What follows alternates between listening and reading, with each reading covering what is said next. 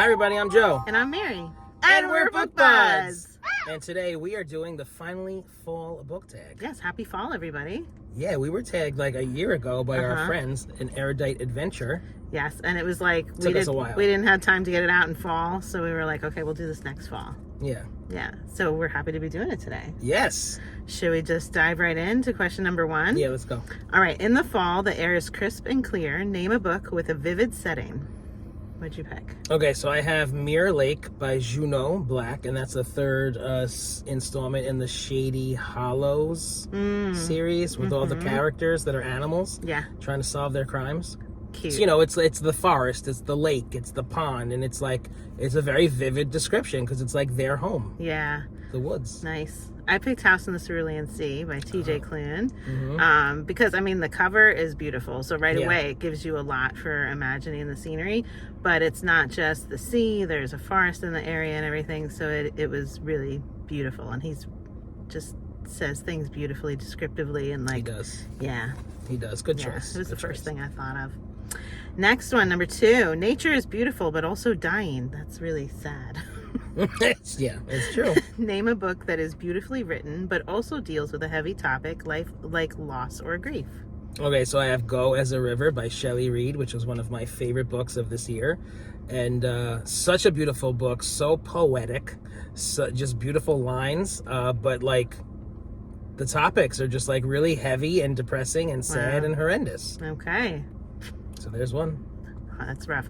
Very often we immediately go to 2 of the T.J. Klune books that deal with grief, but I'm like, I'm going to pick a different one. Yep. So I picked Letters to the Lost by Bridget Kemmerer, and that was one that we had reviewed where they were leaving letters in the cemetery to communicate to each other, the 2 characters at first. So, so I thought that was really beautiful.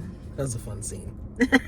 You were so nervous. We were in a cemetery. I know. And he's like, we have to be respectful. We're We were so respectful. All right, number 3. Fall is back to school season. Share a nonfiction book that taught you something new. We don't read a lot of nonfiction. No, I'm going to defer to you. I really... You don't have one? I have not read... I don't... It's no. lucky I had one. I was like, well, I could talk about this. And it was actually pretty good. So if you're a parent of a teenage girl out there, you might want to read Untangled. It's Guiding Teenage Girls Through the 7 Transitions into Adulthood by Lisa D'Amour. I found it very helpful, and as a parent, just okay, these are some things I can do and say that maybe won't provoke an attitude. And Good luck. Thank you. Yeah. It was very good. It was. I didn't want to have to read it. I don't like reading these self-help, nonfiction books, but it was helpful. So I recommend that. Good. All right, the next one, number 4. In order to keep warm, it's good to spend some time with the people we love. Name a fictional family, household, or friend group that you'd like to be a part of. Okay, so I just want to be a part of the crew in The Lightning Struck Heart by T.J. Klune. Okay? That's a good these one. band of characters are Yes. hysterical. I don't even have to be a part of it. I just want to be in there observing. I could just be on the outskirts watching because I feel like I would just laugh my butt off the entire day through our adventures. That's a really good choice. I thought you would like it. So for those who don't know, there's a wizard, there's a knight, there's a hornless gay unicorn, and a half giant called Tiggy, and it is just hysterical. They're fantastic. They're so great. I would love to be there too. Right? I'm my answer is really, really boring. What's yours? Mine is from The Land of Stories, Alex and Connor Bailey. I thought it would be cool to be able to travel with them to the fairy tale world. Yeah, it would be. That's just light and fluffy and fun, but yours is hilarious. Yeah, but I would love to do that too. Yeah. Yeah. Good one. All right.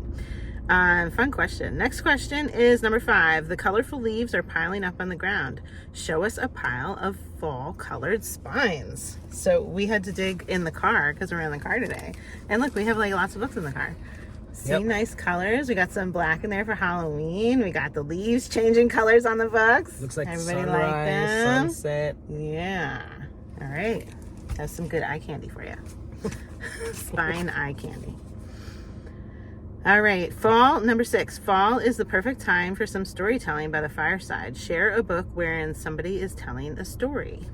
Okay, so I picked The Only One Left by Riley Sager, and that is the book that I read recently. It's like a murder mystery, and this woman was like accused of killing her whole family.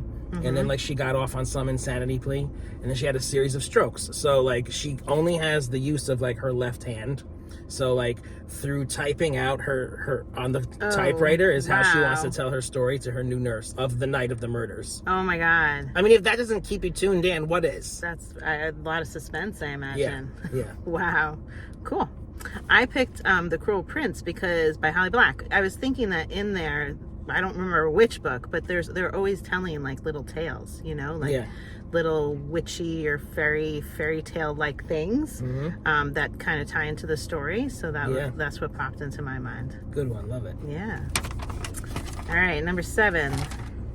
The nights are getting colder. Share a dark, creepy read. Okay, so I just finished The Coworker by Frida McFadden. Same author who wrote The Housemaid and The Housemaid's Secrets. So I just like went through and read all 3 of them really like in succession.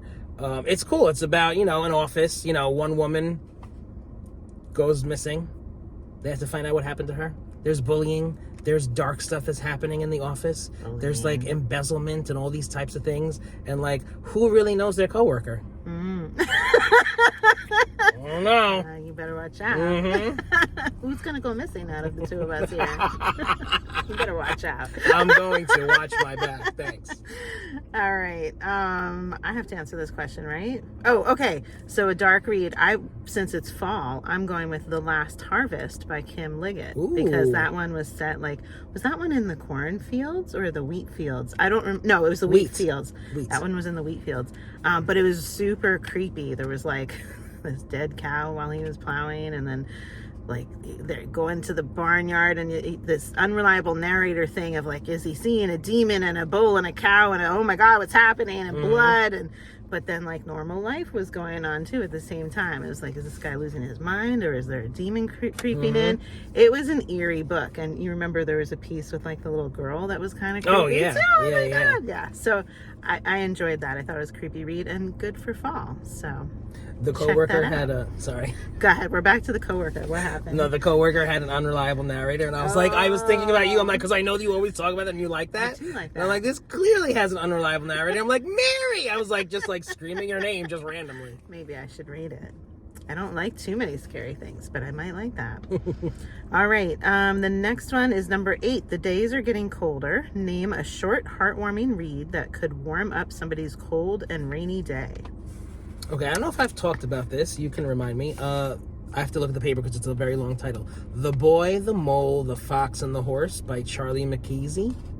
I feel like you might have mentioned it once a long time ago. Okay, so it's almost like a picture book. It's like, I think it was the Barnes & Noble Book of the Year one year. And it's just a beautiful story. The illustrations are like a big part of it because the author illustrated it as well.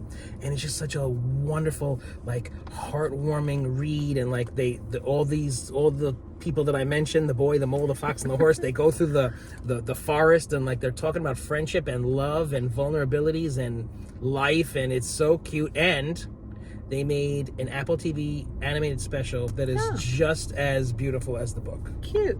So nice. Nice. Yeah. All right, so when I was trying to think of mine, I was thinking of like short was what got me tripped up, because I feel like I don't read too many things that are short other than novellas. So when I was thinking of novellas, there was one novella that I really liked, and it wasn't that short. It was like 270 pages as this novella, but it was part of the ACOTAR series, A Court of Thorns and Roses. So this one was called, it was the 3.5 in the series. It was called A Court of Frost and Starlight. And what I liked about it was that when I was reading that series, you got so involved in like war and people dying and like, you know, battling, all this, and it was just like high tension through the later books. And so this book 3.5, you got to pause at Christmas time and just like enjoy some celebrating and what they would do within like their little fairy community. And and it was just the sweetness that I needed to calm down in between the books that were like, that's cool, you know, battling and whatnot. So I enjoyed that. I thought it was very sweet. Okay, next question. Number 9. Fall returns every year. Name an old favorite that you'd like to return to soon. A Tree Grows in Brooklyn by Betty Smith. I've talked about this before. I love that book. I love old New York. I love the melting pot that is New York, how everybody just lives simultaneously together. You go to the Jewish deli, you go to the butcher, you go here, you go there. Everybody learns about each other. Everybody respects each other, mostly. Back in the day, we're talking about, not now. Right. So yeah, I love that book. I'd like to reread that. Okay. I have like just a couple that I reread, and so I was trying to think, well, is there anything different that I'd want to reread? And I don't know if I want to reread it, but I really loved the Divergent series, and what I truly want is I want my child to read the Divergent series, so then I feel like, you know, I'm coming back to it. If they're reading it, I may read along with them, or I may just be there to talk about it with them, so that would be like a way for me to go back to it. So that's what came to my mind, and I was like, I really did like that. And I'm reading something right now. I'm reading Fourth Wing, which is making me think a lot of the Divergent series. It's so similar, and I'm just loving it. And I'm mad because it just came out in April, and there's another book, and I have to wait for it. I don't like waiting. No, I know, it's terrible. So yeah, that makes me mad, but that's a really good book. Next question, number 10. Fall is the perfect time for cozy reading nights. Share your favorite cozy reading accessories. Accessories, I mean, all I really need is just like a blanket and like 5 or 6 pillows all around me on my couch. So I put a blanket, and I need a cozy being, whether it's my dog or a kid, to curl into me, kind of like, you know, you wedge your bodies together, feet curved, and the child sitting there, you know. That's my reading accessory. I guess that would make sense with my pillows. You have a person, I have pillows, because I'm like, that sounds annoying, but I'm like, well, I have all the pillows against me, so I guess it's the same idea. It's so cozy. Same idea. Yeah, I love it. All right, last question, 11. Spread the autumn appreciation and tag some people. So we're tagging you guys now, and it's early in fall. You have a chance to do this, but if you don't get to it, save it for next fall like we did. It's totally fine. So we're going to tag Bandana Book Mom, because you have not done this tag. I was checking to see, and maybe you would have fun with it. Check it out. All right, I'd like to tag Jess Book Girl TV. You've tagged us a few times. Want to return the favor? Want to see what you got? Okay. And last, we're going to tag my quarter life crisis. Yes, we've been interacting so much. I want to hear your answers. All right, guys. So have fun with this tag. Let us know if you want to comment it down below. Anything that you like to cozy up with in the fall when you're doing your reading. Yes, happy fall. And if you're enjoying Book Buds, give us a thumbs up. And share us with your friends. And subscribe to our channel. Book Buds! Keep tagging Book Buds. I love watching these. Tag us. Okay. What do you say? 0.025? Is it my quarter life crisis? Probably. That's probably exactly what it is. I'm like, do we say my 0.25? It's quarter life crisis. Quarter life crisis. Finally, fall book tag. This was, we were tagged by how do you say erudite? I can never say that. Erudite adventure. Erudite? Erudite. It's like a little girl name, Erudite. I'm gonna name my next daughter Erudite. You definitely should.